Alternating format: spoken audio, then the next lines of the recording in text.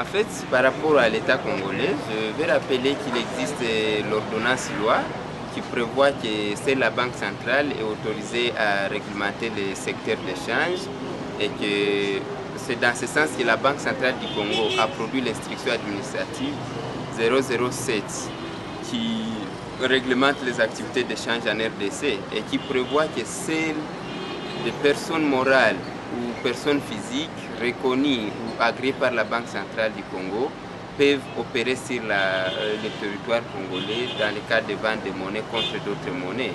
Et voilà, nous avons mené des études dans la ville de Bukavu.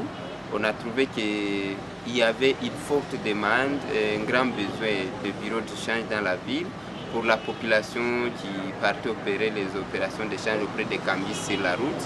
Ils n'étaient pas satisfaits parce que les amis n'avaient pas tous les différents monnaies. Ils n'étaient pas satisfaits parce que des fois on leur donnait des billets d'échange, des faux billets par mégarde, comme ils n'ont pas des appareils qui peuvent détecter les faux billets et les vrais billets.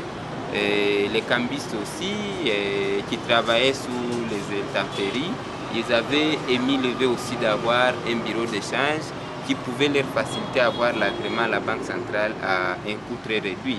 Et c'est comme ça que nous avons introduit la demande, mais aussi dans le cadre de l'objectif 8, des objectifs du développement durable, qui prévoit le développement des secteurs économiques et la création d'emplois décents pour des jeunes et d'autres défavorisés. Nous avons pensé que lorsque les cambistes, les jeunes sont structurés en bureau d'échange officiel, c'est une façon de créer un emploi permanent pour eux et pour d'autres que nous avons engagés, que nous continuons à engager. C'est une façon de créer de l'emploi pour eux.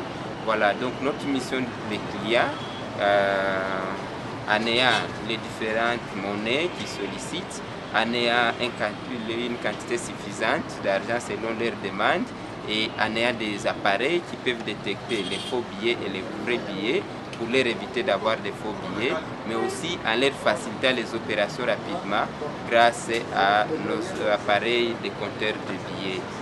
Voilà un peu, donc nous sommes venus en aide au gouvernement dans le cadre de l'ordonnance loi qui prévoit cela, donc nous leur facilitons cela.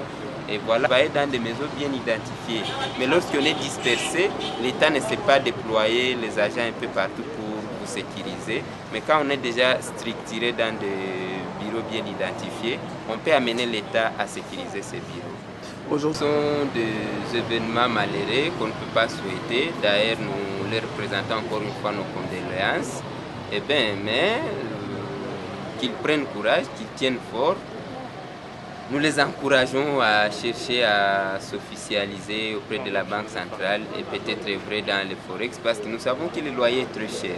Mais pour nos premiers affiliés, nous allons installer pour eux des forex métalliques le long de la route où ils peuvent travailler, ils payent à moins cher ces forex parce que la mairie est disposée à nous donner les espaces où on peut les ériger. Donc à ceux-là qui le souhaitent, nous les encourageons à venir s'affilier et avoir l'agrément de la Banque centrale à 150 $ seulement au lieu de 3 500 qu'ils payaient avant. Et cela pourrait leur faciliter d'œuvrer dans la légalité. Et comme ça, on pourrait savoir comment amener l'État à les sécuriser parce qu'ils sont bien identifiés. Et voilà, vous venez de voir le partenaire, le CA des SMICO, qui est venu nous visiter dans le cadre de vouloir nous fidéliser parce qu'ils ont trouvé que c'était une innovation et que ça pouvait contribuer au développement du secteur économique dans la province. À la population de Bukavu, en tout cas, nous les encourageons, nous les souhaitons à venir vers nous pour commencer à opérer dans les bureaux d'échange et s'habituer à ça. Il y a beaucoup d'avantages qui peuvent bénéficier de ça parce que lorsqu'ils effectuent les opérations d'échange dans les bureaux d'échange, c'est une adresse bien identifiée.